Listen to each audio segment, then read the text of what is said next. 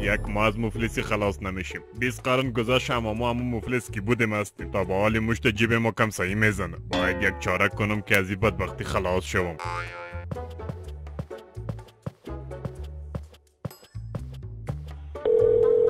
بله محترم، بفرمایید. ریاست برشنای کابل است.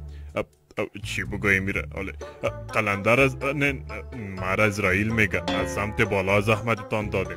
خب بفرمایید، چه خدمت میتونم برایتان محترم؟ میشه بریم بگوین که 4 تا پای برق که فلج شوه چند تا مصرف سرش میه ها؟ چی سوال است که میکنی؟ چرا فلج شوه ها؟ او ناجوان بیا که سر اصلی گپ بیاییم. اگه میخواین که پایتان فلج نشه نیمه پیسهش روان کو که برش دوا بخرم و واکسینش کنم. ای کدام دیوان است که زنگ زده؟ برا کی گفتی؟ برا دیوانه گفتی ها؟ هلو سر قلندر موبایل کت میکنی ها؟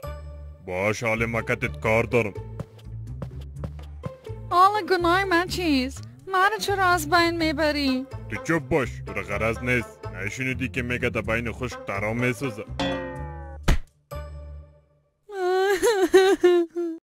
از خود اشرار نسازین و به منافع دولتی ضرر نرسانین نه؟